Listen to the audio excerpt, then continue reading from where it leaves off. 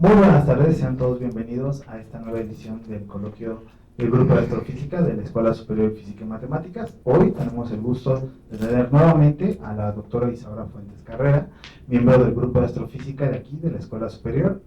Y voy a leer brevemente una semblanza, ya que la doctora tiene una trayectoria y una carrera extensa, entonces me tomo el atrevimiento de resumirla. La doctora Isaura Fuentes es egresada de la Facultad de Ciencias de la UNAM, así como en la maestría en astronomía y doctorado en ciencias en el Instituto de Astronomía de la misma universidad, de la UNAM. Realizó 2 estancias postdoctorales en el Observatorio de París Merdu, la primera dentro de la Facultad de Formación de Profesores de dicho observatorio, y la segunda con una beca Marie Curie otorgada por la Comunidad Europea para estudiar la cinemática y la dinámica de galaxias en interacción en distintas épocas del universo. Realizó también una estancia postdoctoral en el Instituto de Astronomía y Geofísica en la Universidad de São Paulo, Brasil. Desde el 2008 es profesora titular tipo A en la Escuela Superior de Física y Matemáticas del IPN, donde forma también parte del grupo de astrofísica. Realiza también labores de docencia de investigación y en comunicación de la ciencia. Sus temas de investigación son la cinemática y la dinámica de galaxias, así como la investigación de las mismas en conexión con la evolución de la estructura del universo. Ha publicado 23 artículos en revistas internacionales, ha dirigido diferentes tesis de maestría y de doctorado, y desde el 2009 colabora con la revista Conversos, así como en La Noche de las Estrellas. Ha sido una gran divulgadora y miembro de nuestro grupo.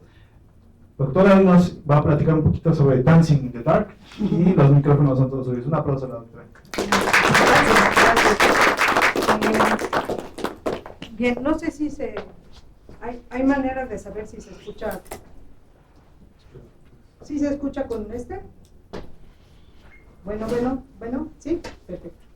Bueno, pues muchas gracias por estar aquí, aún con todas las vicisitudes existentes o no existentes, porque ya no sabemos dónde hay bloqueos, dónde sí hay, o quizás solo son bloqueos que nos imaginamos. El chiste es que les agradezco mucho que estén aquí. Y bueno, como dice esta primera diapositiva, yo lo que le propuse a Ignacio tratar en este coloquio es un, espero, breve resumen de una pequeña parte del congreso al cual asistí en junio de este año, que se llamó tal cual Dancing in the Dark, o en Galaxies Shape Galaxies, que es como el título, bailando en la oscuridad cuando las galaxias le dan forma a las galaxias. Y como también estábamos platicando, Ignacio y yo, el Dancing in the Dark, bueno, a ustedes no les sabe decir mucho, a la gente de mi generación sí, porque fue un gran éxito de Bruce Springsteen en los 80s, y cuando yo le pregunté al organizador del congreso si tenía algo que ver el título de la conferencia con Bruce Springsteen, me contestó súper emocionado, sí, por supuesto, ¿no? Y entonces bueno, los horarios y el coffee break, etcétera, la foto, todo tenía como título, canciones de Bruce Springsteen. Entonces, bueno, estuvo muy divertido el congreso, y como van a ver, de lo que trataba era de estudiar las fusiones entre galaxias, y es un problema muy complejo donde intervienen un montón de cosas.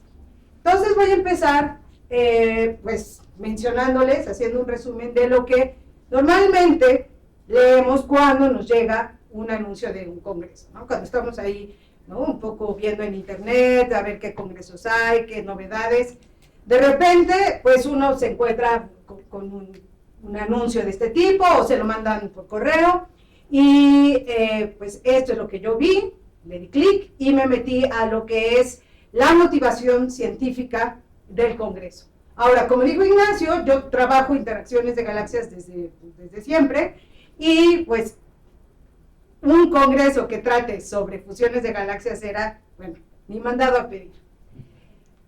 ¿Cuáles son los temas que se pensaba tratar en este congreso? Bueno, aquí lo que vemos es que, de entrada, se trate de lo que se trate, la formación y la evolución de las galaxias es una secuencia muy compleja de distintos procesos físicos a distintas escalas, y eso lleva a que en distintas épocas del universo veamos más galaxias de cierto tipo, ciertos fenómenos que predominan, etc.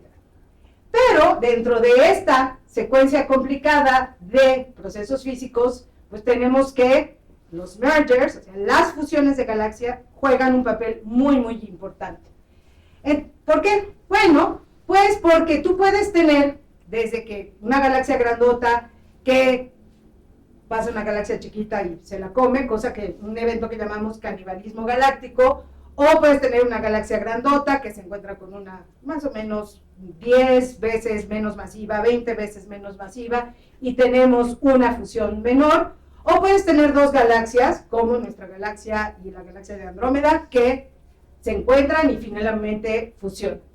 Y esto lo que hace es que a lo largo del proceso de interacción, de fusión y después de la fusión, pues vamos a tener una naturaleza, una forma y propiedades físicas que van cambiando. Hasta que llegamos a lo que aquí ponen como las galaxias resultantes, ¿no? O el producto final.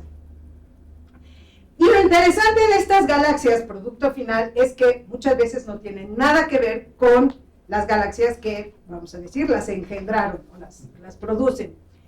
Y es muy difícil, ¿no?, ir para atrás, o sea, identificar primero algo que es lo que vamos a llamar un post-evento de fusión o post-merger, y después, una vez que se ubica como el producto de una fusión, irnos para atrás y decir, bueno, ¿de dónde viene? Eso es parte de las cosas que se vieron en este congreso. Entonces, como les digo, esta es lo que nos interesa. No solo de las galaxias, ¿no?, que resultan, sino a lo largo de todo el proceso que vamos a detallar más adelante. Ahora, lo que se pensaba como grandes puntos para tratar en esta conferencia es el hecho de que de entrada, pues obviamente, las fusiones, si yo tengo dos galaxias y termino con una, pues las fusiones cambian la morfología de las galaxias. Hay, y desde hace mucho tiempo, esta idea de que una galaxia espiral se convierte en una elíptica a través precisamente de estas fusiones. Esto ocurre, pero no es en todos los casos. Y otra cosa que pasa cuando se fusionan las galaxias es que se altera la distribución de estrellas y de gas. Claro, se reparten. Y tienes además formación estelar inducida, pero también tienes, y eso es algo muy interesante, supresión de la formación estelar. Esta formación estelar inducida tiene que ver con precisamente el siguiente punto, que es el hecho de que las interacciones violentas comprimen a las nubes de gas, y eso puede disparar periodos de formación estelar muy intensa, que vamos a llamar starburst. ¿Y qué es lo que va a pasar? Pues que ya que te quedas con una galaxia resultante, la vas a enriquecer con estrellas nuevas. Entonces vas a tener población vieja, vas a tener estrellas nuevas, y también es todo un reto saber, cuando yo tengo mi galaxia final, qué parte de la galaxia está formada por estrellas que se formaron de gas que llegó de las dos galaxias y ahí se comprimen como estrellas, qué parte de las estrellas vienen de cada una de las galaxias que interactuó. Entonces, bueno, eso es, ¿no?, algo de lo que se vio en el Congreso. Y algo muy bonito es que después, cuando uno tiene el evento de fusión, ¿qué es lo que pasa? Pues si tienes dos galaxias y pensamos que la mayoría de las galaxias tienen agujeros negros supermasivos, si estas interactúan y terminan por fusionarse, ¿qué les pasa a estos agujeros negros supermasivos? Entonces, de entrada, pues lo que pasa es que al momento en que tú, vamos a decir, haces más importante el potencial en la parte central de tu sistema en interacción, el gas se va hacia el centro de la galaxia. Y esto puede alimentar a lo que se llama el motor central, ¿no? Esta expresión, fuel the central engine, quiere decir, básicamente le echas gas, un agujero negro supermasivo, y este agujero negro supermasivo empieza a acretar, y entonces se enciende el centro de la galaxia, que es el núcleo activo de galaxia. Entonces se enciende el núcleo activo de galaxia, y el núcleo activo de galaxia lo que tiene es que pues tiene chorros, tiene jets, y lo que pueden hacer estos jets es que le quitan gas a la galaxia.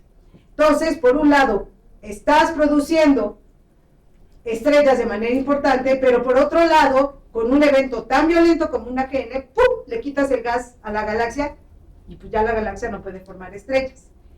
Todo esto, y bueno, empezando desde aquí, ocurre a distintas escalas de tiempo. Y no es evidente decir cuáles son estas escalas. Y otra cosa que también ocurre es que las fusiones de galaxias afectan la distribución de la materia oscura. Entonces, pues bueno, tenemos toda esta idea de que a lo mejor cada galaxia masiva, cuando está muy lejos, tiene su propio halo de materia oscura, empiezan a fusionar. Estos halos de materia oscura también terminan convirtiéndose en uno y su distribución va a cambiar y eso va a modificar la dinámica interna y la rotación. Entonces, estos son los puntos que se proponían en lo que es la justificación científica del Congreso. En el Congreso se dividieron las jornadas en 4 temas, empezando por las relaciones de escala y poblaciones estelares. Después siguió formación estelar y agujeros negros supermasivos. Una parte muy interesante fue el estudio en épocas tempranas, es decir, a redshift alto, de galaxias masivas, porque en este escenario de formación jerárquica de estructura, pues uno dice, yo empiezo con galaxias chiquitas, con un montón de gas, que están formando estrellas y empiezo a juntarlas y a juntarlas hasta que eventualmente me deshago del gas, ya no formo estrellas, me quedo con un montón de estrellas viejas que van a formar mi población de galaxias de tipo temprano, es decir, elípticas. Pero se han observado galaxias masivas y rojas, pues a zetas altos, y esto es uno de los descubrimientos del JWST. Y luego viene la parte de fusiones, que le pasa a la morfología, y algo muy interesante, y que yo sé que no todo el mundo está convencido con esto del machine learning, pero pues sí se está usando mucho. Y se está usando mucho precisamente porque, por un lado, se tiene cada vez más y más y más observaciones, y por otro lado, se tienen cada vez más y más resultados de simulaciones. Y lo que busca la gente es, bueno, yo quiero comparar lo que observo con lo que simulo para decir qué es lo que estoy viendo. Y así, lo que les dije, trazar esta escala evolutiva de lo que es la fusión de galaxias. Yo en esta plática, lo que hice fue, estuve revisando mis apuntes y entonces subdividí cada una de estas secciones y pues me salió todo esto. No se espanten, no hay manera de que hable de todo eso hoy. Me di cuenta porque estaba yo muy contenta preparando la plática y viendo mis diapositivas y de repente dije, ya voy a la 127, yo creo que no me va a dar tiempo. Entonces, pero al mismo tiempo tampoco tenía mucho chiste que yo nada más les pusiera así resultados sin dar el contexto.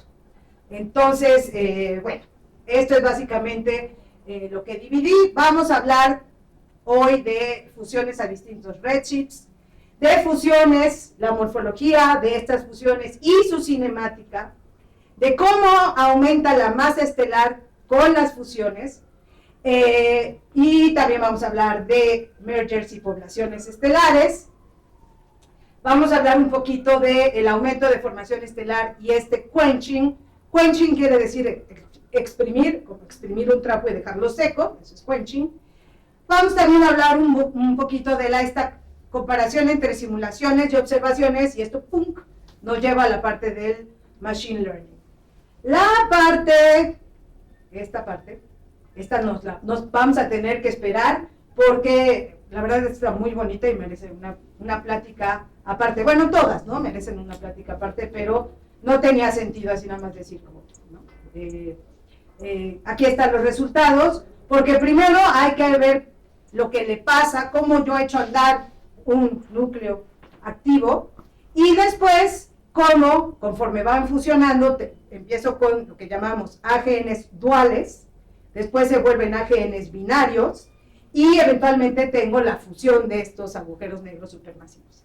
Una fusión que es curiosa, pues no ocurre todos los días, aunque todos los días están fusionando galaxias. Entonces eso también tiene que ver con la idea de que cuando estos agujeros negros empiezan a orbitar, si uno estudia la dinámica, uno de ellos ¡pum!, sale volando y entonces nada más queda uno.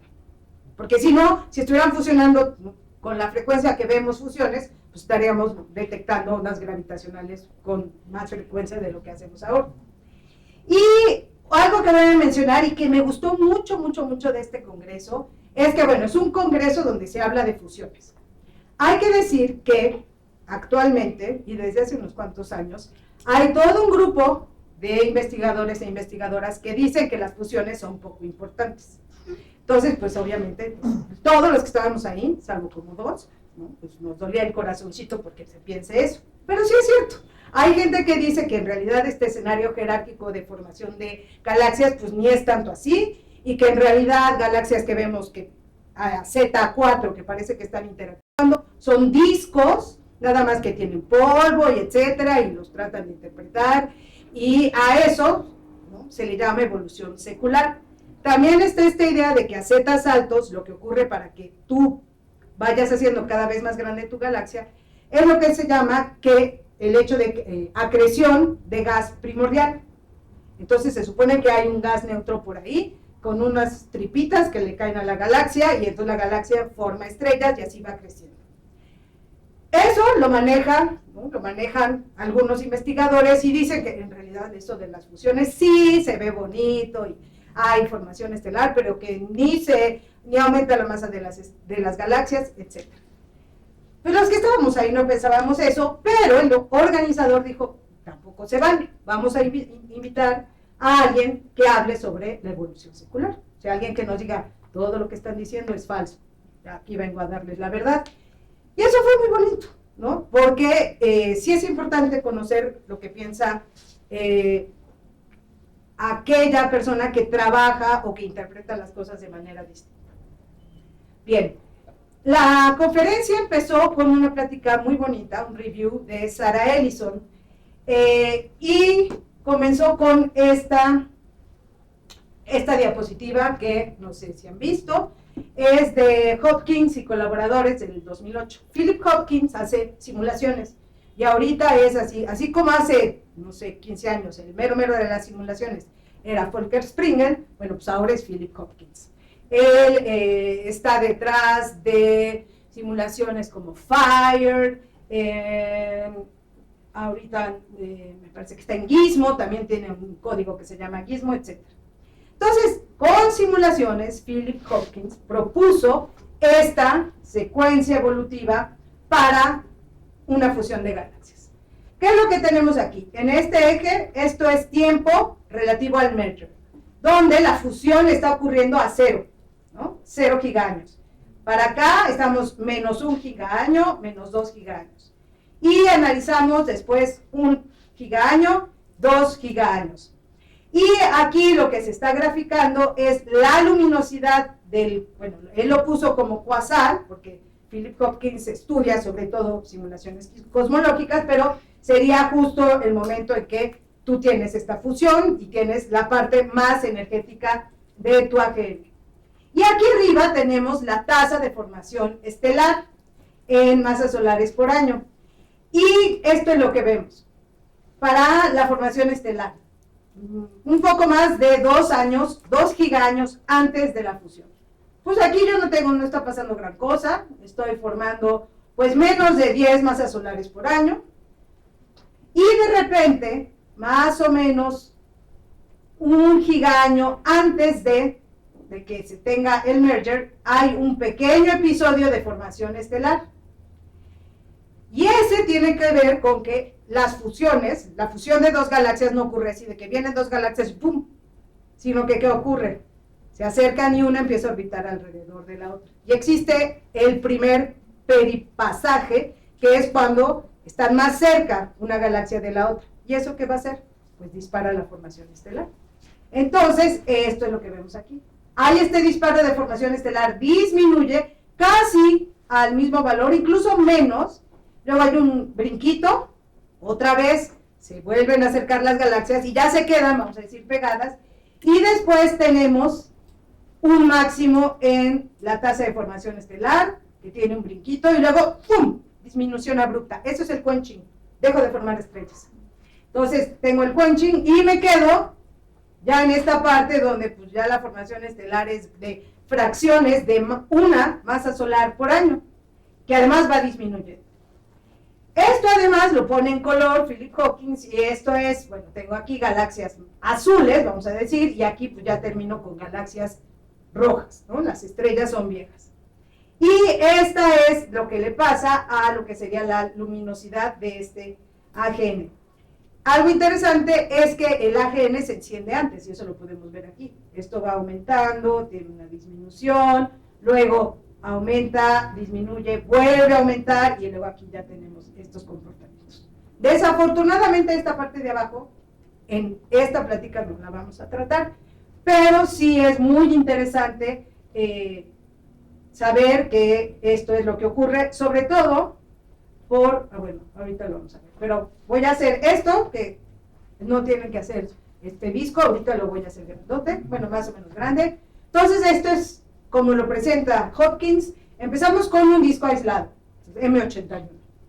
Entonces lo que se dice es que la mayoría de las estrellas ya se formaron, y pues sí, hay un poquito de crecimiento del halo y del disco.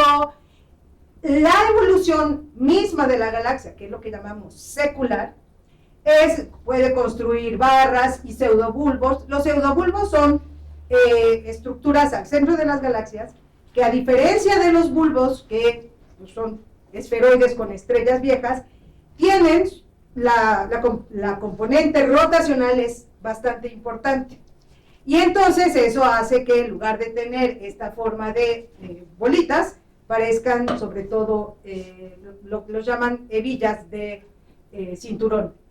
Sí, se pueden tener AGNs, pero menos energéticos, y estando así, una galaxia así solita no se puede volver roja, en el sentido de esta división que existe de las galaxias azules y las galaxias rojas, y en medio lo que se llama el valle verde. Entonces esta, mientras no la molesten, ahí va a estar muy contenta.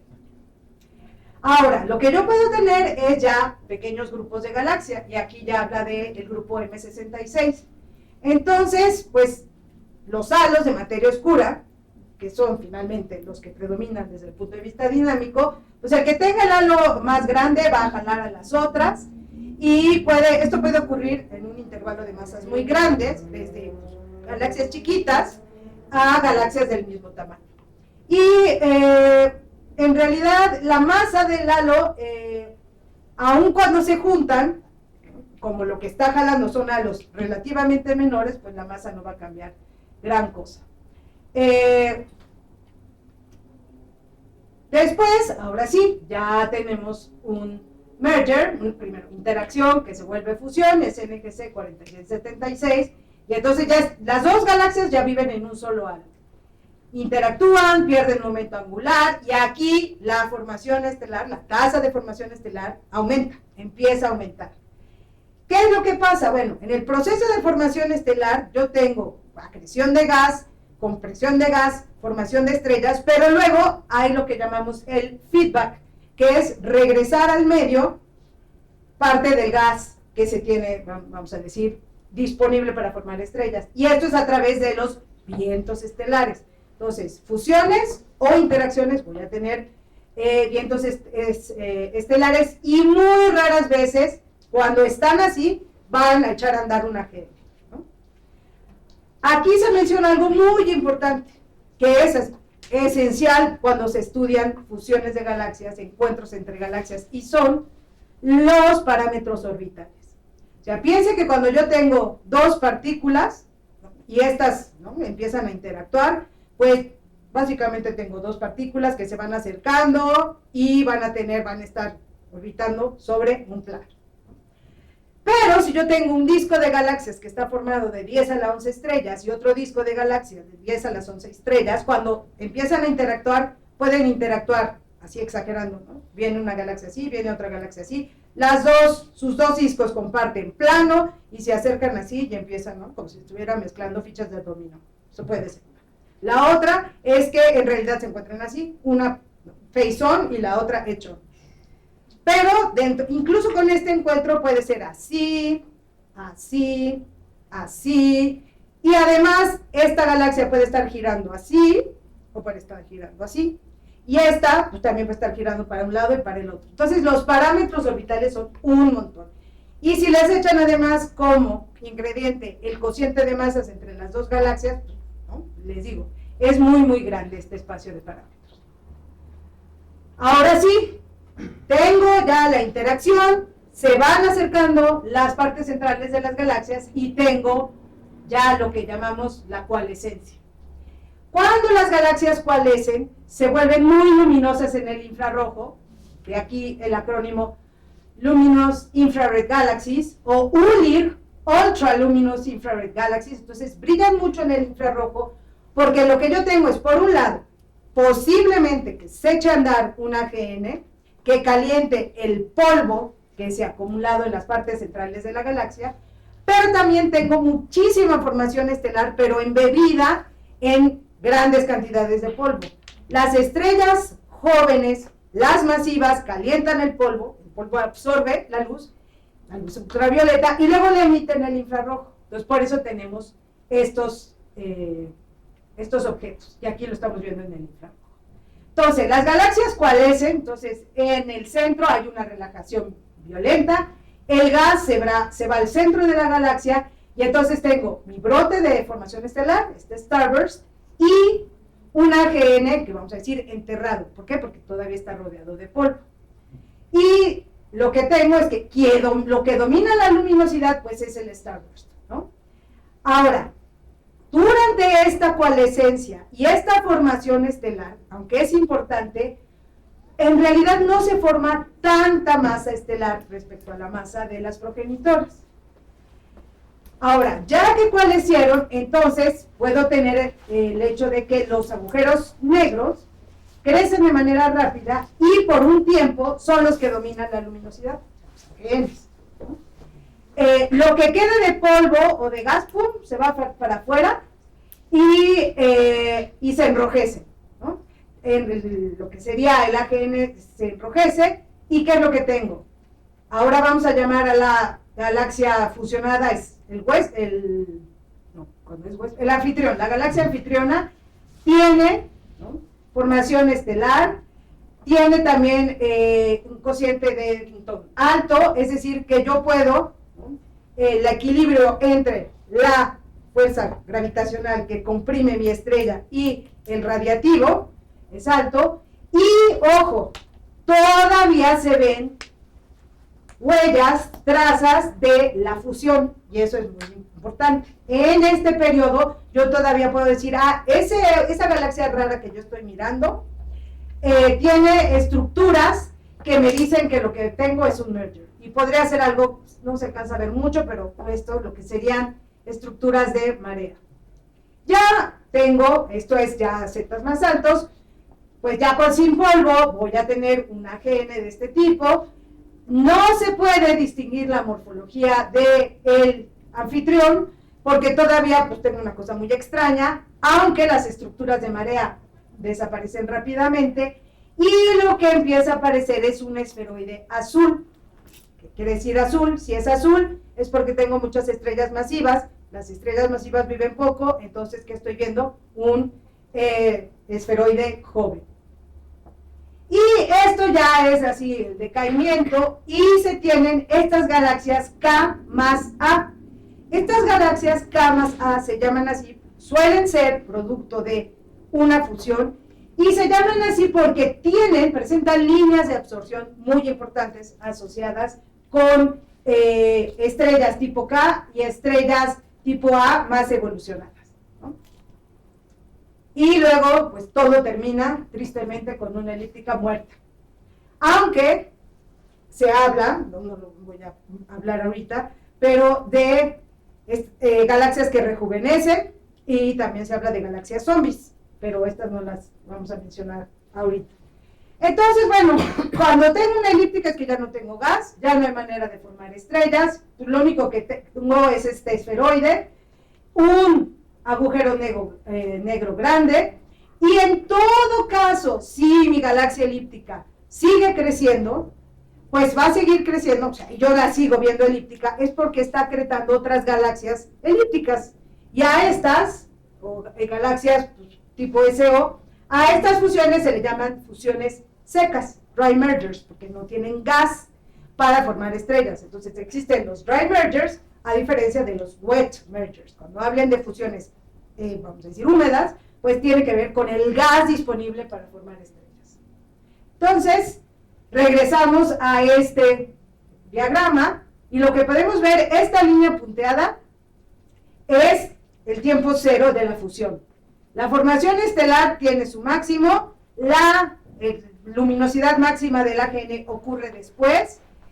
Luego tengo la parte que llamamos la fase anterior a la fusión, la pre-merger phase, que va como de aquí para acá. Y luego tengo la fase de post-merger, ¿no? Después de la fusión.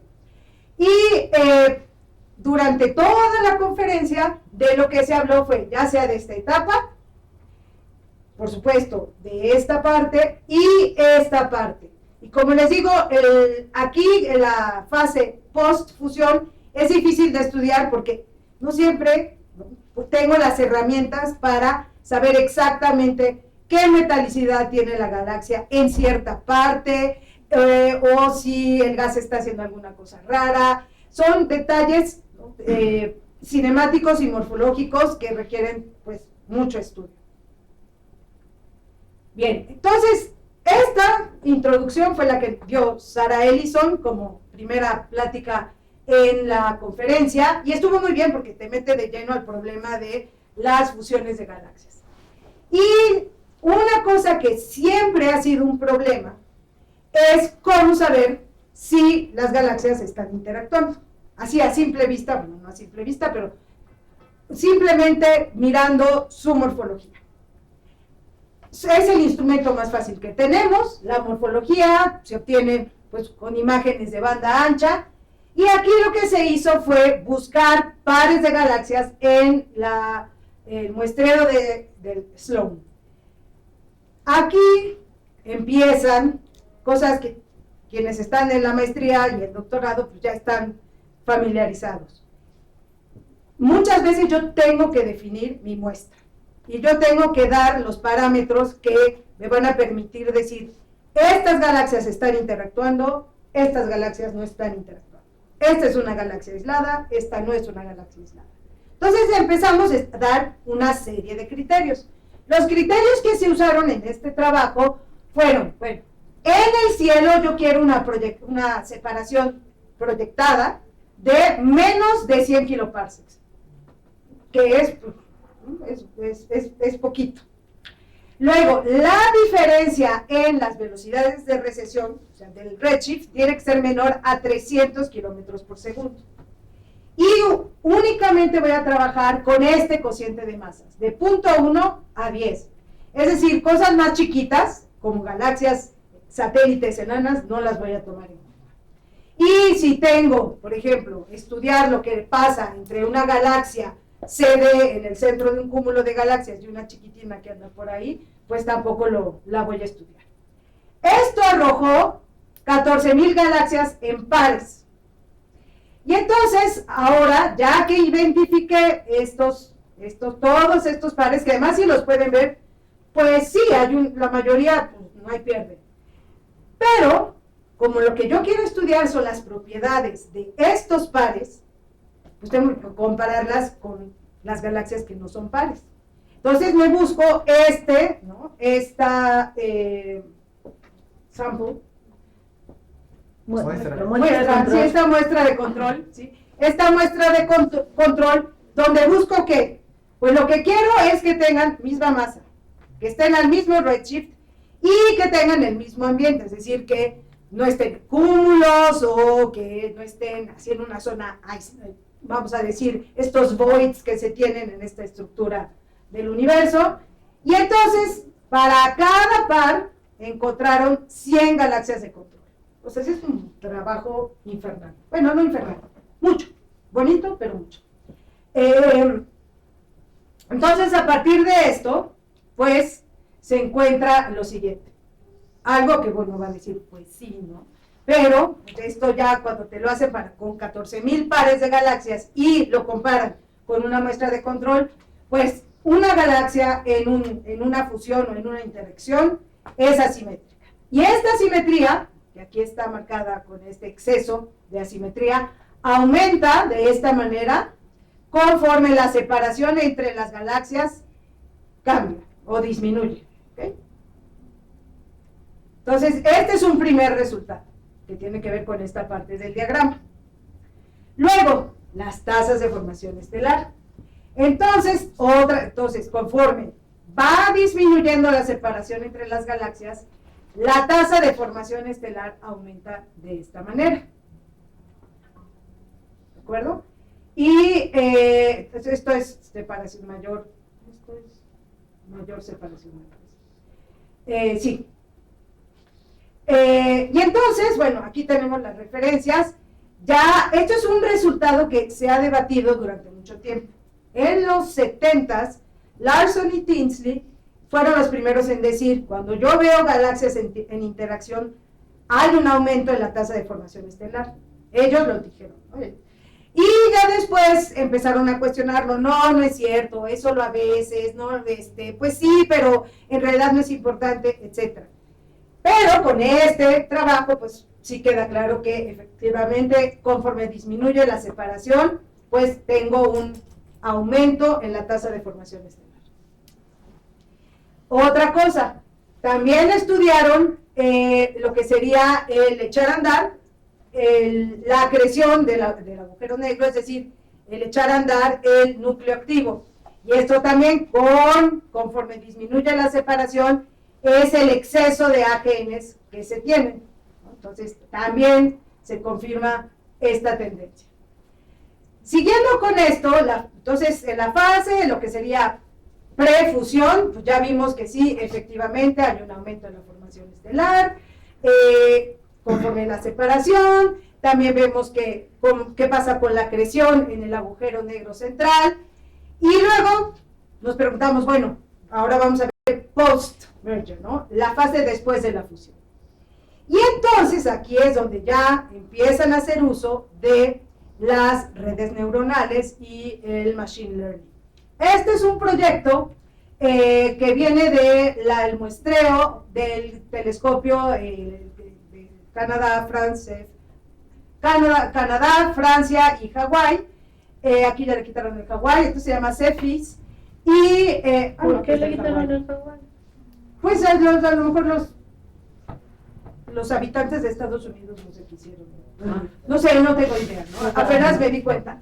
Pero bueno, vamos a estudiar a los post-mergers. Entonces usaron el CFHT, que es el Canada France Hawaii Telescope, que es este telescopio que no es muy grande, pero tiene este maravilloso instrumento que es MegaCam. Entonces lo que te permite es tomar imágenes del cielo así, ¿no? Con un enorme campo de visión, un grado, y lo que ellos hicieron fue estudiar, o sea, hacer un estudio en la banda U y en R, y que es parte de este survey que se llama Unions. Y entonces, bueno, estos son detalles de lo que observaron, y el Unions es este pedazo del cielo, y este pedacito del cielo, obviamente pues no hay mucho al sur, ¿no? Ah, el rojo, ¿no? Sí, el rojo, esta cosita. El rojo es lo que observó Unions. Obviamente, pues la galaxia que anda aquí, pues no. Ahora, ya que yo observé un montón de galaxias, ¿cómo saber si son post-fusión o no? Bueno, pues lo que hicieron fue usar simulaciones de galaxias de TNG para generar imágenes, mock images, son pues, ya mentiras, ¿no? Con características reales. Entonces, Illustris es una simulación cosmológica hecha con una supercomputadora, y lo que se hace es que se deja evolucionar y después ya se empiezan a escoger las galaxias a zetas cercanos a cero, y entonces ahí se empieza a refinar el detalle, y lo que se hace es que construyo estas imágenes, Y entonces entreno a esta red neuronal convolucional para que reconozca, yo le digo, mira, esto es post-merger, esto es post-merger, porque tienen estas pequeñas trazos de marea. Entonces, aquí es ya cuando empieza esta cuestión de que yo entreno a mi algoritmo para que reconozca de todas las galaxias que observé en unions, las galaxias que tienen algo raro y que pueden calificar como post-mergers. Y de hecho, aplicado al CFIS, pues se encontraron alrededor de 700 post-mergers. Aquí pues pusieron al quien perdió el volado, lo pusieron a hacer, a revisar, a hacer la revisión visual, ¿no? Y que es algo que se tiene que hacer, por lo menos, ¿no? O sea, hay una revisión visual. No hay esta, creerlo ciegamente. No nos vamos a creer lo que diga el algoritmo. Lo siento. Y bueno, ¿qué es también lo que se observa? Entonces lo que se observa es que, lo que ya dijimos, la formación estelar. Bueno, disculpen, lo mencioné, pero lo vuelvo a decir. El diagrama de Hopkins es a partir de simulaciones. Lo que ahora se está haciendo es decir, muy bien Hopkins, tú dices esto, pero observacionalmente vamos a ver si sí o si no. Entonces, bueno, aquí lo que tengo es disminuye la separación entre los pares y, pues, aquí lo que tengo es el logaritmo del aumento de la tasa de formación estelar. Y lo que vemos es que, bueno, aquí ya la separación del par es 0, o sea, esto ya es coalescencia. Y en coalescencia tengo un pico de la tasa de formación estelar. ¿Qué pasa también? Que en el momento de la coalescencia sí tengo, ¿no?, este pico de formación de la tasa de formación estelar, pero súbitamente, ¡pum!, dejo de formar estrellas. ¿Por qué? Pues porque me quedo sin combustibles. Lo mando para afuera. Hay unas galaxias que se post-starburst, que tardan mucho tiempo, muy poco tiempo en exprimirse. Y muy poco tiempo son, pues, medio gigaño. Ahora, un paso extra. ¿Cómo puedo decir cuánto tiempo dura una galaxia en esta fase post-fusión? Porque eventualmente, ¿qué pasa? Todo rastro de fusión se pierde, se borra, se integra. O sea, es lo que distinguía estas dos galaxias, aun cuando eran una sola, termina por disolverse. Ese sería el post-merger time prediction. Y para eso, para hacerlo con lo que se observó, se desarrolló este identificador, un algoritmo que se llama los mumis, como los finlandeses, los personajes. Y bueno, no me voy a detener, pero lo que hace es identificar un merger, después ver en qué estadio está y cuánto se tardó, ¿no? Y esto es, ¿no?, a partir de un algoritmo, se les ponen unos identificadores, y bueno, para más detalle, pues están estos trabajos de Ferreira. Este ya salió en 2025. Entonces, lo que se tiene para las tasas de formación estelar es que llega un pico justo, ¿no?, pues vean las barras de error, en el coalescencia, y luego ¡fum!, se disminuye. Hay, como les digo, entre 0 y 0.5 gigaños, la disminución no está en la bruta, pero luego ¡pum!, se va hasta abajo. Ahora, ¿cuánta masa de estrella en estrellas se forma durante una fusión? ¿Por qué nos interesa? Pues porque queremos comparar, desde el punto de vista de formación de estructura, cuánta masa le atribuyo a las fusiones de galaxias y cuánta masa le atribuyo a lo que llamamos evolución secular, ¿no? Que yo, galaxia, estoy con gas formando estrellas a cierto ritmo. Entonces aquí lo que tenemos es el tiempo desde el merger, entonces esto es antes, ¿no? Menos 2.5 gigaños antes del merger. Y aquí es de 0 a 1.5 gigaños.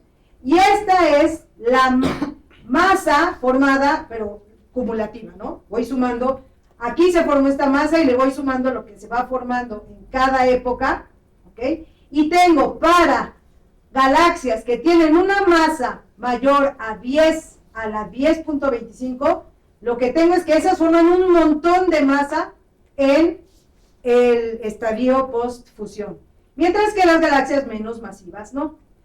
Y eso es algo en general que se ve, ¿no?, en estos resultados y en los siguientes, es que como que las galaxias masivas son azotadas, ¿no? Y entonces forman muchas estrellas, expelen mucho gas, y las menos masivas son así como, se las llevan con calma. Y aquí tenemos, ¿no?, el mismo resultado.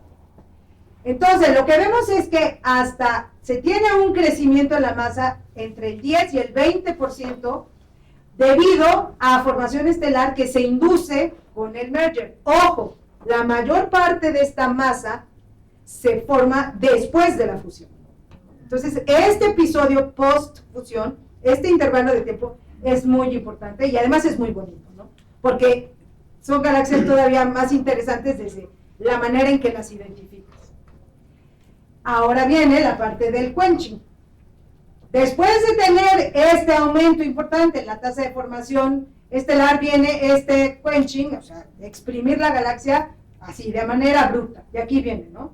Entonces tengo el exceso de post-starburst que están en mergers. Entonces, este es el número, esta es la separación entre los pares y este es el tiempo, esto es lo importante, el tiempo después del merger. Entonces, aquí lo que tengo es que puedo identificar que la mayoría de los post-starburst que yo estoy viendo, acuérdense, no forzosamente una galaxia que sufrió un brote de formación estelar masivo se debe a una fusión. Puede haber ocurrido algo que induzca eso de manera secular. Pero esta gráfica lo que nos está diciendo es, bueno, sí, pero la verdad es que la mayoría de los post-starburst son producto de una fusión. Lo mismo para el AGN. Aquí hay varias comparaciones para los AGNs. Voy un poquito más rápido. Y bueno, aquí es ya el resumen de esta plática que les digo, fue la primera, fue realmente, ya, para meternos de lleno en el tema. Me gustó también porque, sobre todo observacional, sí hay una parte donde, pues, es un poco como también, como en las películas, ¿no? Esta película contiene lenguaje violento. Bueno, pues aquí de entrada también fue un poco como, y sí, vamos a usar simulaciones, y sí, vamos a usar machine learning. Pues me acordé mucho de ti. Y bueno, ¿cuál es el resumen? Las fusiones de galaxia, ¿no?, se predice que deben de producir transformaciones dramáticas, eso es un hecho, y que incluyen estos brotes masivos de formación estelar y la creación del agujero negro. Y eso se ve, ¿no?, usando una muestra grandota, 14,000 pares de galaxias, se probó, bueno, se examinó y confirmó esta predicción. Eso es lo bonito, ¿no? Porque acuérdense, lo que puse al principio es de simulaciones cosmológicas. Ahora, si hacemos muestreos de imagen profunda, entonces podemos estudiar a los mergers en este régimen post-coalescencia. Y aquí, ni modo, las redes neuronales pues han mostrado ser una manera efectiva de identificar estas galaxias y de datarlas. Eso es con este algoritmo MUMI. Y también dicen, las tasas de formación estelar y la creación del agujero negro también aumentan, tienen su pico en el momento de coalescencia, y después viene ¿no?, quenching rápido. Eso también es muy interesante, ¿no?, porque uno pensaría que se quedarían formando estrellas como locas mucho tiempo, y no, se exprimen rápido. Entonces, bueno, esto fue lo que presentó Sarah Ellison. A partir de esto, pues yo ya empecé a escoger otras pláticas que traté de meter en distintas categorías.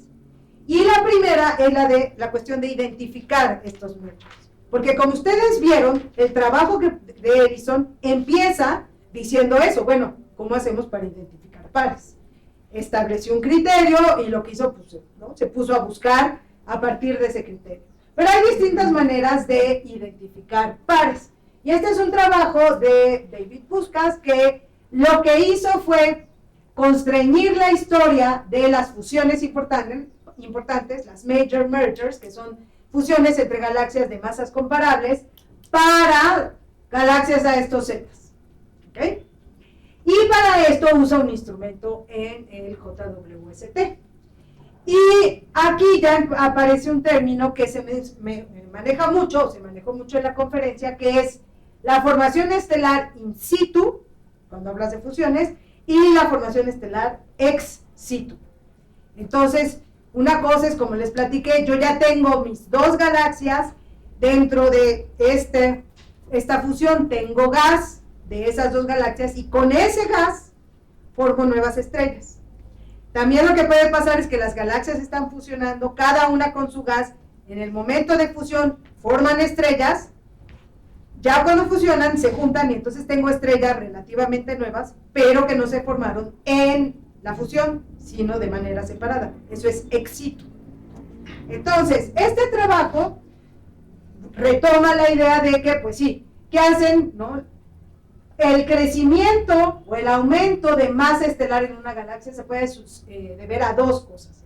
Formación estelar del gas que la rodea, y es esta idea de acreción de gas frío a zetas altos, y la otra es, bueno, pues la masa estelar crece porque las galaxias fusionan.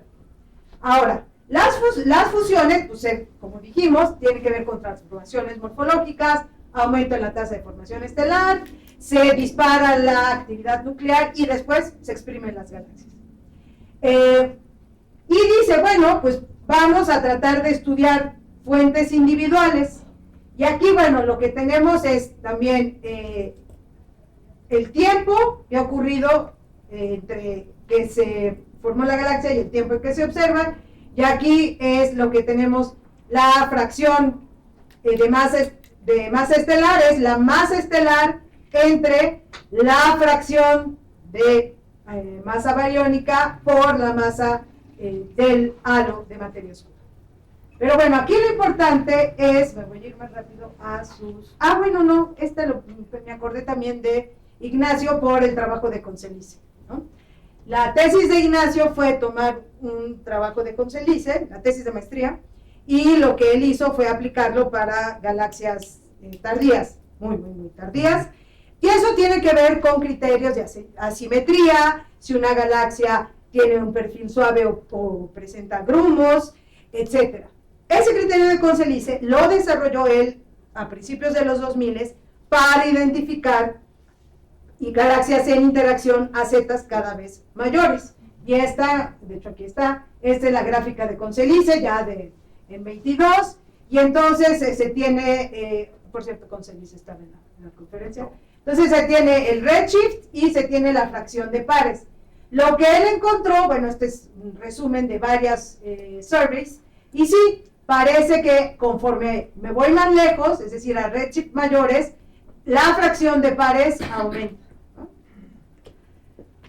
Hay algunos trabajos como este de Duan, que este sí se emocionó, y entonces lo que dijo es que se fue a redshift pues, más allá de 5, 6, llega casi a 12, y según él, lo que pasa con la fracción de pares es que disminuye, pero bueno, dentro de la misma plática como que lo mencionó como resultado simpático e interesante, pero pues no elaboró, entonces ese artículo hay que revisar. Pero ¿cuántos pares pudo conseguir a Z10? Exacto, y si en serio, son pares, Exacto. etcétera. Sí. Que eso es también otra cuestión cuando se empieza a trabajar, pero era lo mismo con el Hubble y ahora es lo que pasa con el JWST, es, pues, quieres llevar su poder de detección hacia lo más que se pueda, y eso te lleva a, de repente, interpretar las cosas, las observaciones, de lo que arroja el telescopio de distintas maneras. Bien, entonces el trabajo que hizo Puskas es, bueno, vamos a explorar la historia de las fusiones importantes en este Z y vamos a usar este proyecto JADES, que es el JWST Advanced Deep Extragalactic Survey.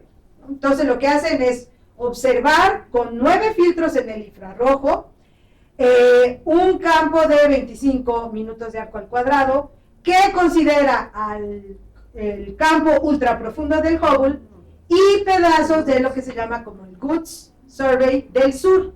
Y estos son más o menos, ¿no?, los pedazos del cielo que observó, aquí más grande. Estos son 3 minutos. Y esto es lo que observaron, ¿no? Este es el GOODS South profundo, el medio, aquí otros, aquí está, este es el norte, y bueno, aquí está el Hubble Ultra Deep Field. Entonces los observó y le sacó, ¿no? Sacó el Redshift fotométrico con este software que se llama EZ. Y donde cuando pudo, pues encontró el Z espectroscópico, que es algo que también hemos platicado en algunos cursos, la diferencia en tener un redshift fotométrico, que es mucho más barato desde el punto de vista de tiempo de observación, pero no es tan preciso como tener un redshift espectroscópico. Y entonces lo que hizo fue los redshifts y las masas estelares. Y para las masas estelares, no sé si anden por aquí, no veo, se usó este programa que se llama Prospector, que es otro programa que ajusta la sed. Entonces, si yo observo una galaxia con 9 filtros, pues lo que puedo hacer es ajustar la sed en esos 9 filtros infrarrojos usando Pero todo era en infrarrojo. Sí, porque es con el JWST. Pero a esos zetas, y eso es lo que vas a ver. Sí, no, eso es lo que vas a ver. Se te van a venir para el ultravioleta. Y entonces, bueno, también importante, nada más para que sepan, también un criterio de selección de pares cercanos, no me entretengo, y bueno, esto es lo primero que ellos observaron, encontraron, no se alcanza a ver muy bien, pero esta es una secuencia de fusión para galaxias, pares de galaxias cercanos a Z igual a 3. Entonces aquí tienes 1 y 2, entonces aquí están separadas del orden de, esto es 1.5, creo que estos son 1.5 minutos de arco, y se van haciendo cada vez más cercanas, obviamente no es la misma galaxia. Lo que hicieron fue pescar distintos pares de galaxias en distintas épocas. Entonces se van acercando. Esto sería probablemente el primer pericentro, y aquí ya se quedan orbitando hasta que se vuelve este merge. Entonces tenemos esto, y luego se encuentran unos que son varios, ¿no? Como les digo, pues unos fantasmillas, pero esos fantasmillas, ¿no? A Z de 3.39, pues son galaxias. De ahí, por eso ¿no? Se necesita ayudarse, ni modo de, cuando tú simulas, tú puedes simular encuentros de galaxias, y luego lo que haces es que le baja la resolución a tu simulación como si estuviera a este Z. Y ves si se parecen o no. Bueno, entonces él lo que encuentra es la fracción de pares con redshift. Y aquí estos colores son en función de la masa. Entonces, cuando yo tengo galaxias poco masivas, entre 8 y 8.5 logaritmo base 10, la masa del Sol, este azul, pues esto es lo que yo tengo. Tengo que en función del redshift, ojo, este es redshift 3, entonces va aumentando, aumenta, llega a un máximo alrededor de 5.5 en Z y luego disminuye, ¿no? Pues si quieres me voy al revés. Luego para masas intermedias, ¿qué es lo que pasa? Al redshift lejano tengo poquitas, cada vez más, cada vez más. Y estas que son mayores, bueno, que están entre 9 y 10, logaritmo base 10, masas solares, entonces estas no aumentan de manera importante, eso es también una cosa interesante. Eso también bonito, pues mencionan, ¿no? Aguas, ¿no? O sea, sí puede haber, ¿no? Problemas de incompletez. Y bueno, esto es la ex situ, para la formación estelar, pero a lo que quiero llegar es, ¿dónde está? No, espérame, no me digas que lo quité. Estaba súper bonito. A ver, déjenme ver. Déjenme. Perdón, Me voy a ir muy rápido porque eso es lo que le quería enseñar a Ana y a los chicos de las galaxias brillantes. Extremadamente brillantes, pero espérenme. Le ha de haber mandado hasta sepa Dios dónde. A ver, espérenme tantito. No, es que está aquí. A ver, no. Sí, perdón. Es después. Pero bueno, ya que estamos aquí, se lo puedo enseñar. Se los puedo enseñar. Bueno.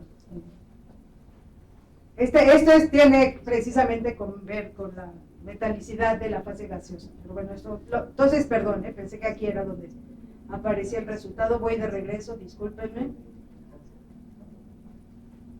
Sí, pensé que era el resultado de Puskas, pero no. Perdón por marearlos. Entonces, aquí, bueno, entonces tenemos esta fracción de pares, aquí nos habíamos quedado, y después la importancia de la formación de masa ex situ. Entonces, tener formación de estrellas ex situ, esa fuerza quiere decir que ocurrió vía fusiones, ¿no? Porque si es in situ, pues sí puede ser, a lo mejor es una fusión y una vez que se fusionaron, o sea que hubo coalescencia, formé estrellas, pero también puede ser que tenga una galaxia que está muy tranquila, sin que nadie la moleste, y tiene formación estelar secular. Entonces no puedo yo decir que lo provocó, pero si yo tengo una fracción de la masa de una galaxia formada ex situ, y eso lo puedes hacer, ¿no? Pues ajustando, ¿no?, la sed, y entonces lo que se encuentra es la importancia, ¿no?, a partir de esta fracción, la importancia de las fusiones contra la formación estelar. Entonces, otra vez usan un modelo numérico simple para calcular la fracción de masa que viene de fuera, y eso es otra vez lo que hacen es simulo la sed de pares de galaxias, voy siguiendo cómo van interactuando, les puedo etiquetar las partículas en mi simulación y digo, esto viene de afuera, esto viene de adentro, y entonces puedo calcular la fracción de masa que se forma ex situ a este z, y entonces es de entre 3 y 13. ¿Okay? Y bueno, aquí también hay, ¿no?, está de acuerdo a las predicciones, pues predicciones teóricas, ¿no? En fin. Esto es para, bueno, lo que acabamos de ver es mergers a distintos redshifts, fusiones, morfología y cinemática. Aquí fue sobre todo la cinemática y una parte de población estelar. Se me olvidó ponerle aquí círculo. Como les digo, se habló de todo un poco, y algo que fue muy bonito es que también hablaron de cómo se forman los discos. Y este fue un trabajo de Iván Katkov, que lo que hizo fue usar datos de manga que están disponibles al público, y lo que fue buscando fueron galaxias que presentaran en su centro componentes estelares que estuvieran contrarrotando. Entonces resulta que hay galaxias que en su parte central tienen, ¿no?, en lugar de tener estrellas moviéndose todas girando en una misma dirección, en la parte central tienen estrellas que giran en sentido inverso. A eso se le llama counter rotation. Entonces lo que hizo Katkov y sus colaboradores fue, pues vamos a estudiar los mapas de velocidades que arroja Manga. Estos son los que arroja Manga. Entonces Manga, para los que no sepan, observa el cielo y tiene unos elementos donde entra la luz, y esa luz se descompone en espectros que van pues desde el azul hasta el rojo, y me permiten, por un lado, determinar metalicidades de la componente gaseosa, del estelar, y también me permite medir velocidades, tanto del gas como de las estrellas. Y aquí es importante porque son estrellas, entonces son líneas de absorción. Y lo que se compara es la velocidad de las estrellas con la velocidad del gas y con la dispersión de velocidades de las estrellas. Estos son mapas de velocidades de galaxias de disco normales en el sentido de bien portadas. ¿Qué es lo que se ve? Cuando uno observa un disco de lo que sea, de gas o de estrellas girar, va a observar un gradiente. Estas son velocidades a lo largo de la línea de la visión. Entonces se observa un gradiente de un extremo a otro a lo largo de lo que sería el ángulo de posición, que va de velocidades chiquitas a velocidades grandes, y el gradiente es relativamente suave. Entonces aquí vemos para esta galaxia, pues tengo velocidades chiquitas hasta velocidades grandes con un gradiente, pero este está así casi como de libro, para las estrellas. Para el gas, tengo lo mismo, gas y estrellas se comportan de la misma manera, voy de velocidades chiquitas a velocidades grandes con un gradiente suave. Y muy importante, la dispersión de velocidades de las estrellas. En la parte central de una galaxia, lo que voy a tener es una dispersión de velocidades mayor. ¿Por qué? La dispersión de velocidades en este sentido es que para determinar la velocidad con la que se mueve una estrella o un grupo de estrellas, y voy a exagerar, tengo una línea de absorción que está a cierta lambda observada y que yo comparo con una lambda en reposo, y esta diferencia me da la velocidad a lo largo de la línea de la visión. Eso es lo que yo tengo.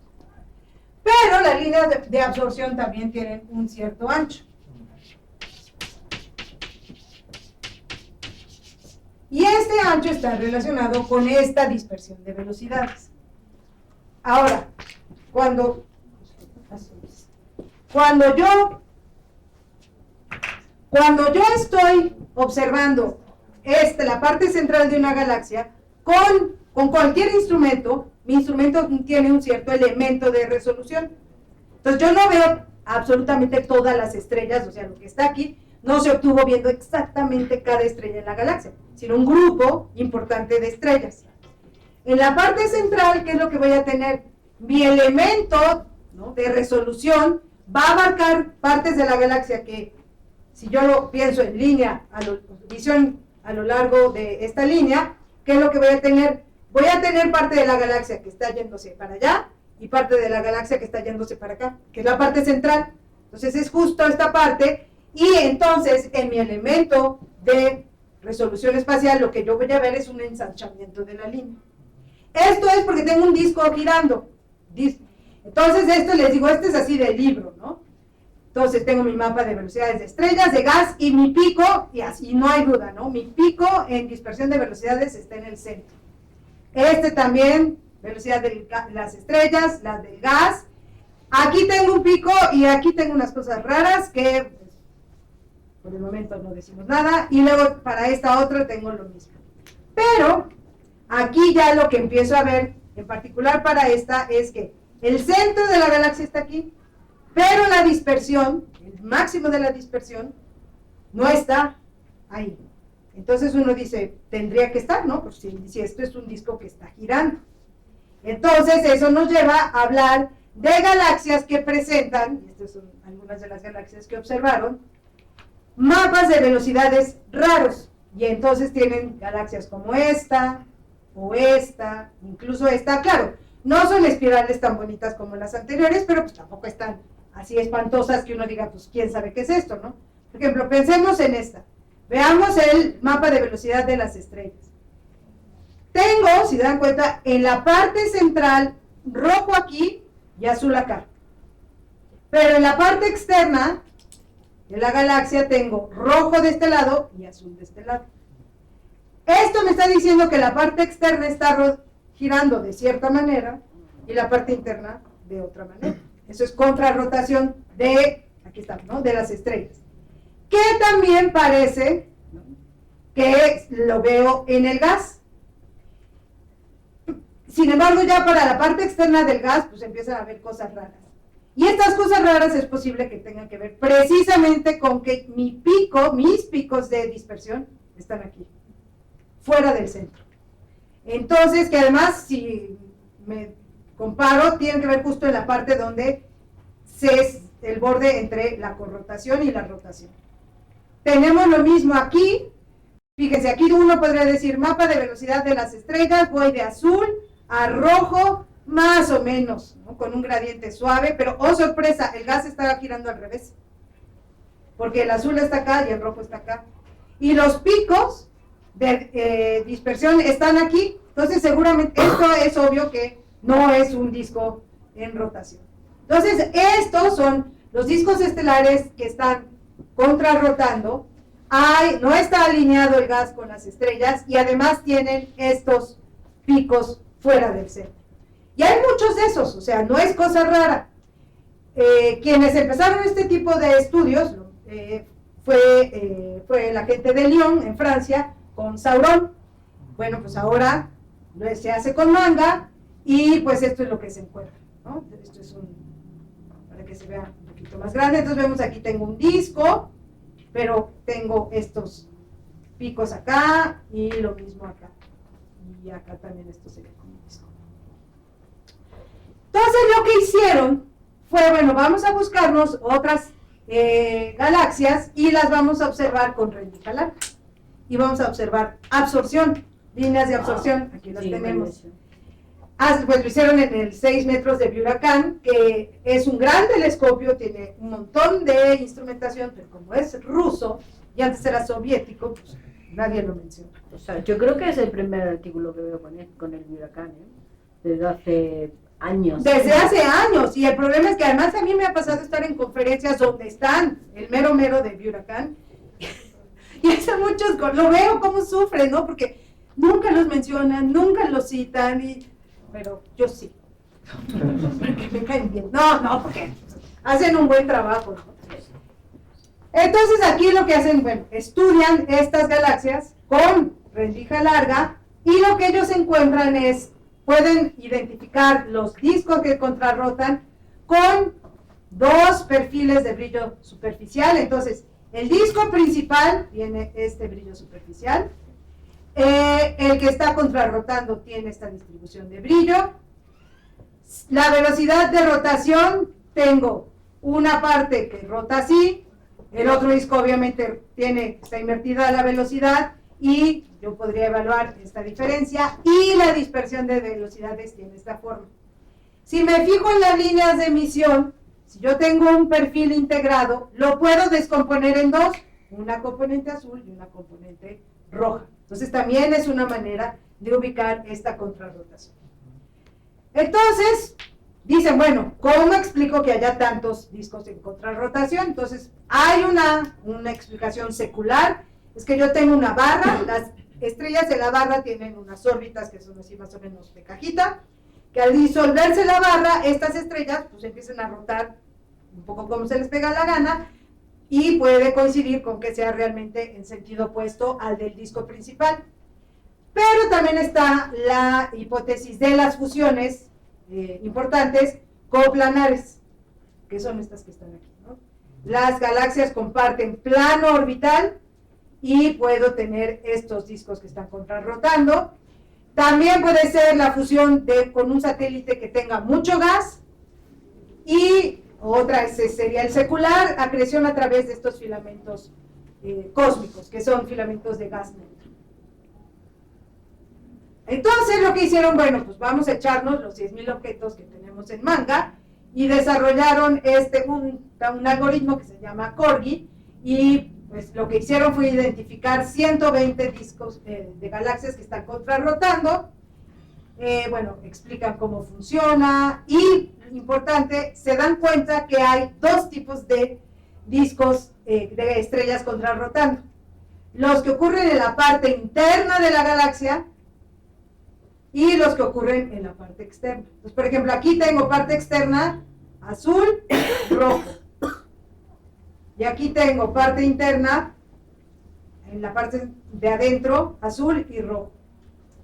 Y luego, pues también lo que hacen es que tienen el espectro, calculan metalicidad, y entonces esta es edad, y lo que vemos es el comportamiento del disco principal, todos los puntos rojos, que van más o menos así.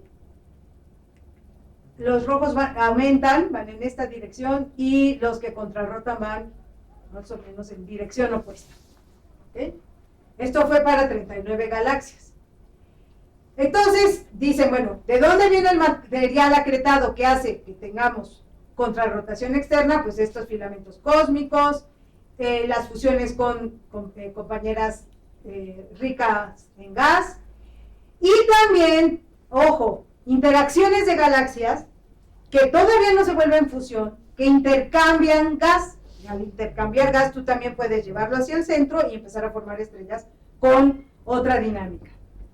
Y entonces, se preguntan, ¿será cierto esto que si tengo un disco en corrotación externo, se deba a estos filamentos? Lo más probable es que no, por la cuestión de las metalicidades. Entonces, observan, ya con esta plática yo creo que termino, porque les digo, es un montón de información, pero pueden ver que en cada plática, o sea, se aborda todo, quienes son estudiantes de maestría o quienes ya están en doctorado, o sea, es así como un repaso de todo, ¿no? Y también los que estamos aquí, también es un reposo de todo lo que hacemos nosotros. Entonces es bellísimo, o sea, yo creo que es la conferencia que más me ha gustado, ¿no? Bueno, entonces, bueno, lo que el final de esta plática es el hecho de que, pues, si se usa manga, pues se pueden hacer estudios de corrotación, que la corrotación en galaxias no es tan rara como se piensa, que pues, se observa esta dicotomía que tiene que ver con el origen de la corrotación, pero que además no se puede, y como por lo menos opinamos los tres que estamos aquí, investigadores, no hay un solo mecanismo para explicar todo, porque cada galaxia es distinta. Y bueno, van a seguir trabajando con estudios que tienen con mayor profundidad, ¿no? Entonces, bueno, y bueno, el siguiente es nada más, se los platico cómo las fusiones de galaxia tienen un papel importante en la formación del disco grueso y del disco delgado de galaxias, y lo que hace Pina es comparar observaciones con simulaciones, pero pues esta será para, supongo que el próximo semestre, si me dan chance y si hay interés, porque como les digo, son pláticas muy, muy interesantes que tienen que ver con cosas que vemos en todos los cursos. Entonces, bueno, pues ya me quedo aquí, ya ni sigo, ni porque el Gracias está como unas 50 diapositivas más adelante, no los voy a marear, pero bueno, eso es lo que les quería platicar hoy. No sé si hay preguntas, comentarios. Pues le agradecemos a la doctora. Un resumen de toda esta conferencia. ¿Saben preguntas dudas que tengan? Paso por acá. ¿Sabe quién va a ser la primera? La verdad que ir a una conferencia así da gusto, ¿no? Porque es una charla y otra charla y otra charla y todas son cosas interesantes, ¿no?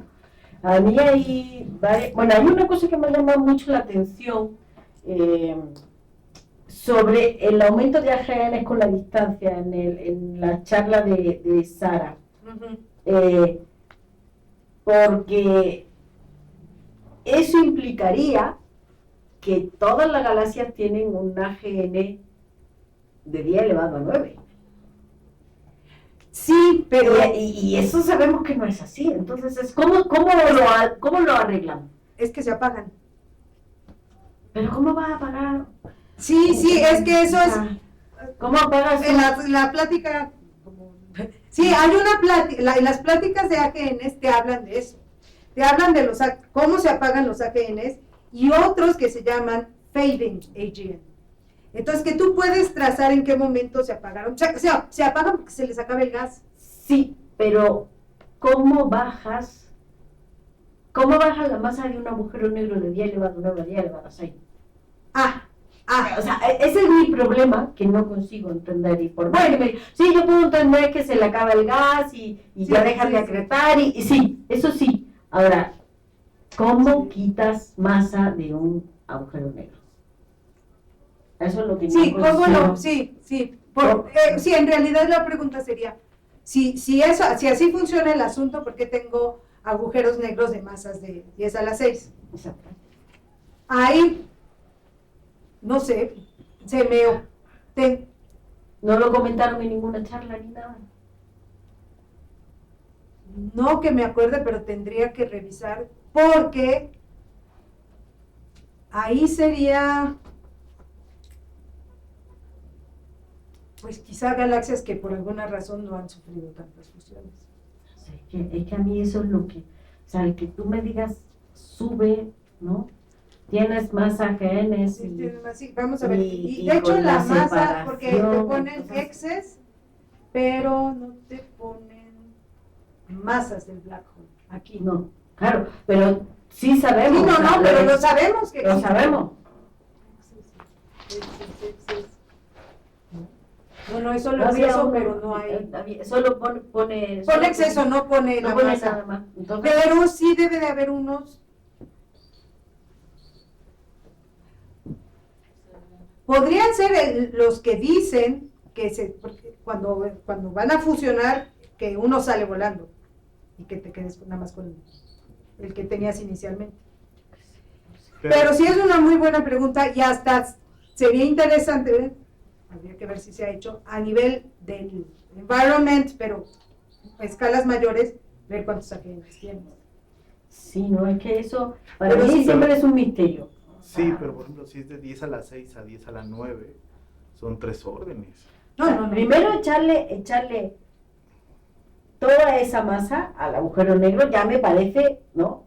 Un poco bruto.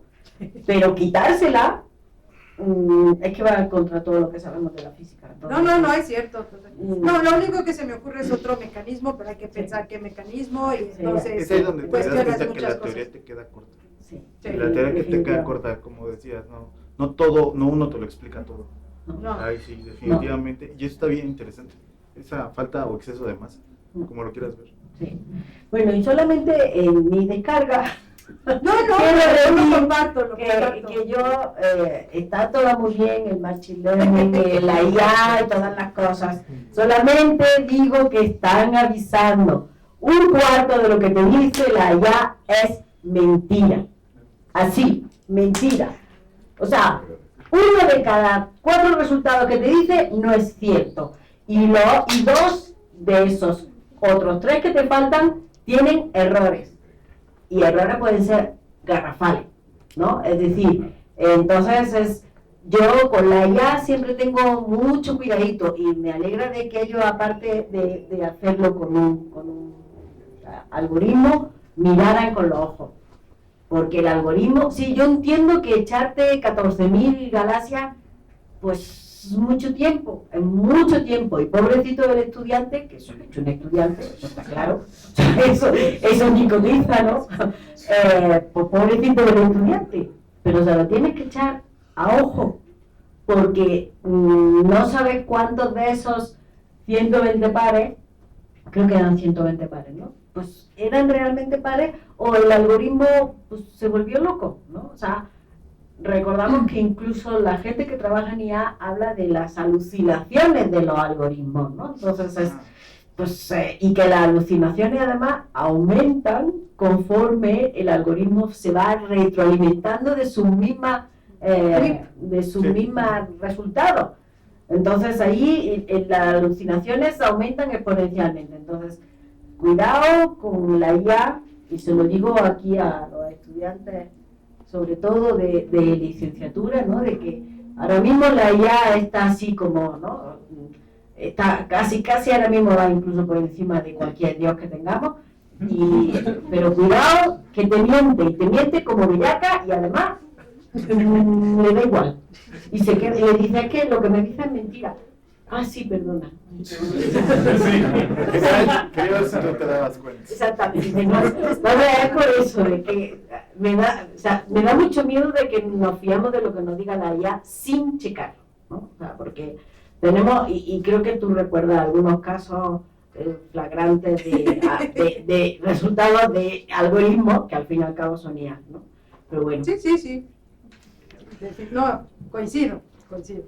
Hubo pláticas, hubo toda una parte que hablaba de simulaciones y hubo una de una alemana, Remus, muy bonita, que se ve que súper domina, pero bastante humilde en el sentido de que, esto, ¿no? Los caveats, no hay que tomarlo tan en serio, esto no sabemos, si vamos a comparar, hay que tener cuidado con tal cosa. Entonces, en ese sentido también fue bonita la conferencia, el congreso por eso. Pero sí hay que tener mucho cuidado. ¿Alguna otra pregunta? Pues para allá.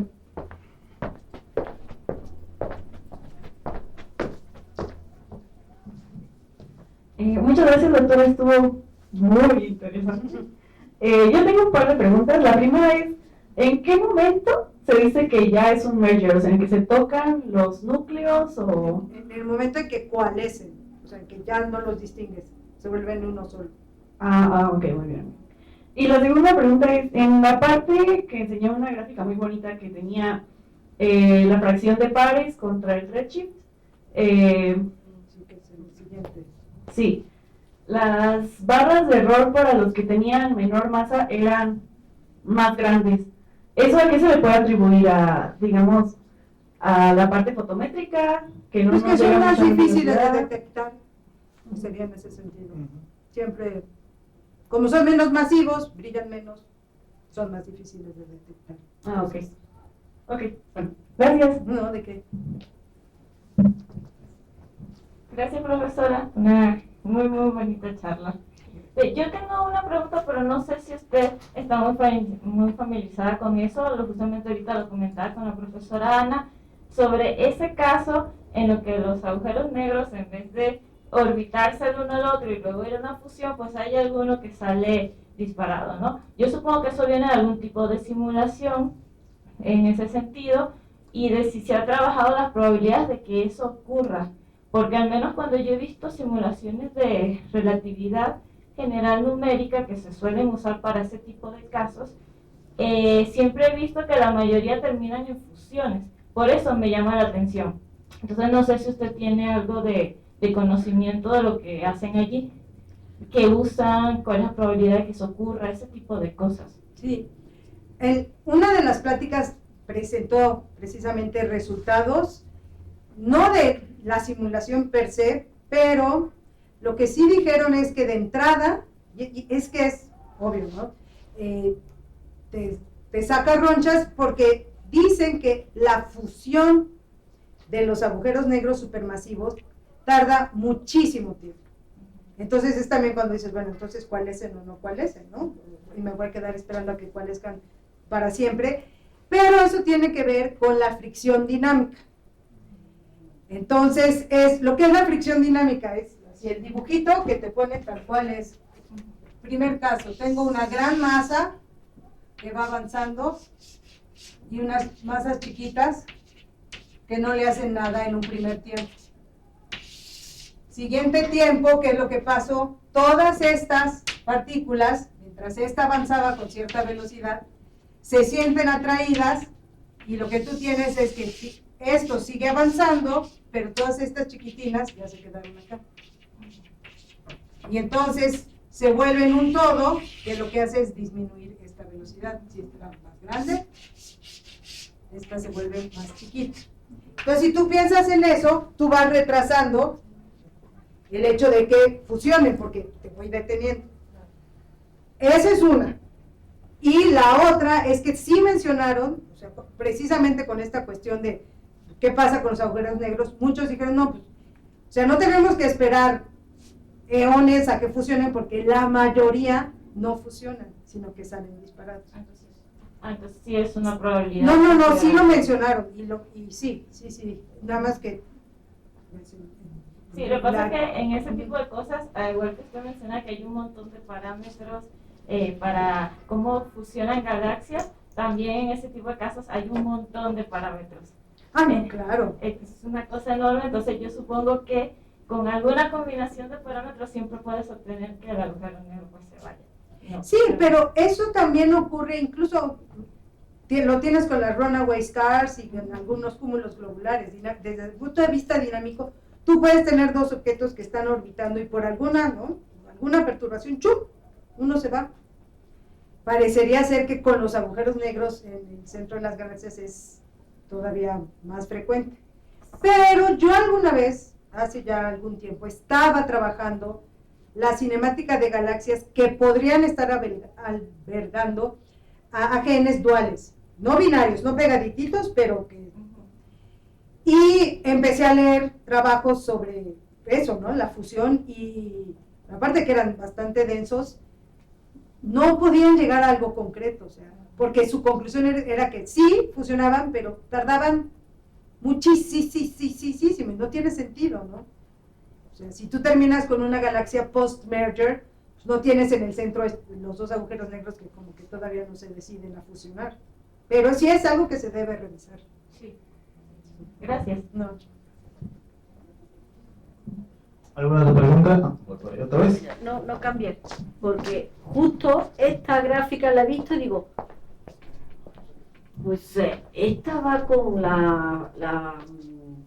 el modelo jerárquico, ¿no? Porque galaxias menos, contra menos masa tienes, la está observando más lejos, aunque sean pares, ¿no? Pero, Sí. pero y justamente las más masivas tú te las empiezas a observar más tarde, significativamente más tarde, ¿eh? O sea, Z igual a 1, o sea, una diferencia de Z en 1, o sea, es bastante. Y además, luego que dice, tengo un pico en 5 y luego disminuye. Claro, si todas esas se han venido abajo. Es que es así, es que la he visto y digo, bueno, pues, mira, invocando a la IA. Te escuchan. Sí, no se escuchan. Entonces, es que lo he visto y digo, pues todo el lío que están armando de que si hay que cambiar el modelo cosmológico y yo no sé cuántas historias además, pues ahora mismo no, no lo veo yo. No sé, vamos a esperar a ver qué resultados observacionales hay más, pero esa me gustó un montón. Sí. ¿Alguna otra pregunta? ¿No? Bueno, yo me tomo la palabra.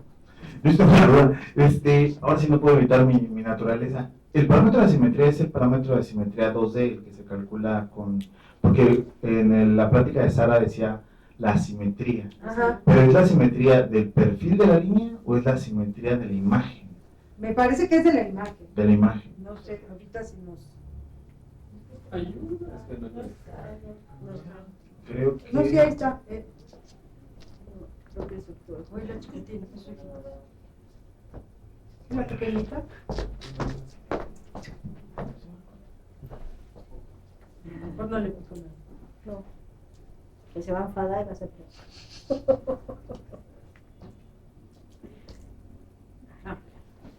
Entonces, Listo, ya quedó. gracias. A ver, así. Era de las primeritas. Sí, eran de las... Ah, no, esta es otra. Ah, no, sí. La siguiente me parece. Asymmetric excess.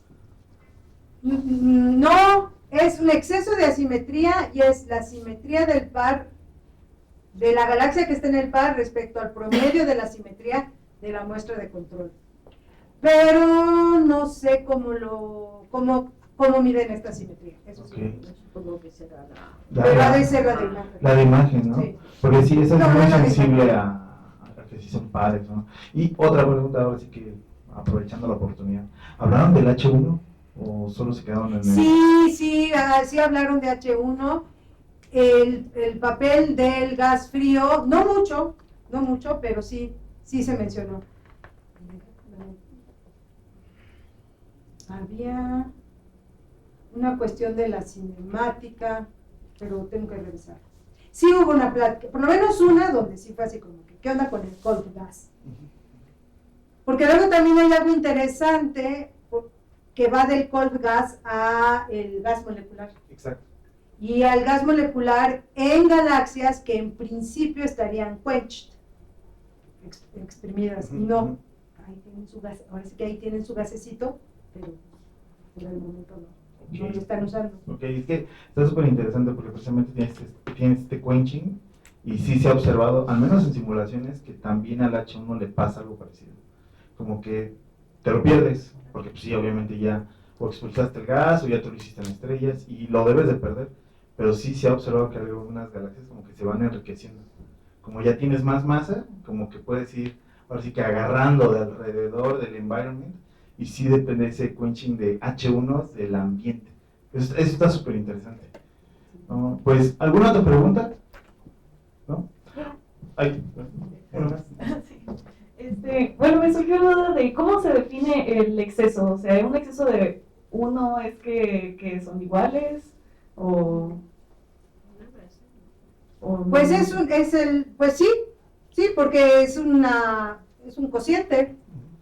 Y en ese sentido, ahorita que están comparando ahí el par con la de control, o sea, el par es el que está deformado porque están en interacción y demás, y la de control había dicho que es una galaxia que es como parecida en las mismas situaciones. Misma masa, mismo redshift, mismo ambiente, Ajá. pero que no cumple con esto. Ajá. Que no tiene galaxias a una distancia menor que esta, que todas las galaxias que estén cercanas tengan una diferencia de velocidad mayor.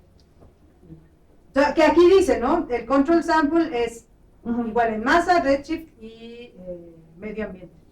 Entonces, ¿qué es lo que pasa? Es que tú, incluso una galaxia aislada, ¿no? Si es el parámetro de asimetría que platicaba Ignacio, pues tiene sus brazos, ¿no? Entonces, tú puedes, no va a ser, si yo tomo la galaxia así y luego la giro, ¿no? La giras, y al girarla, si fuera un disco sin ningún tipo de estructura, pues no tendrías la simetría, supongo que es cero. Sí, o sea, tienes la imagen, la volteas y la compatas, ¿no? No es tan sencillo, Ajá. porque tú puedes tener un objeto, por ejemplo, si tienes un círculo, Ajá. no importa el ángulo que uses, Siempre va a ser. pero si te lo inclino tantito, ya es una elipse. Entonces ya tienes como ejes de simetría. Entonces depende del ángulo de rotación. Ya. Entonces puedes tener tu elipse y si la rotas 45, ya no te va a hacer. Tienes sí. que rotarla 180. Usualmente se utiliza 180. Y eso va a depender también de dónde pones tu centro. No es lo mismo rotarla justo en el mero centro que un poquito afuera. Entonces depende mucho de cómo distribuyes o cómo calculas el perfil de iluminación. Ya. Y más en los pares, porque Sí, en la no, imagen aquí, hay dónde es el centro. sí. Ese es el detalle. Ok. Eso parece un gato. Sí. Sí, o sea, hay por Cierto poner es. Mickey Mouse Y aquí está ya. Sí. Ok. Muchas gracias. Gracias. Pues le agradecemos una vez a la doctora, muchísimas gracias. Los invitamos al siguiente coloquio que será el 9 de diciembre, dado por el compañero Roberto Carlos. Y muchísimas gracias a todos los asistentes que pudieron venir a pesar de las dificultades reales e imaginarias de vivir en esta ciudad. Y pues muchísimas gracias a la gente que nos siguió en las redes sociales. Muchísimas gracias a todos. Y muy bonita tarde.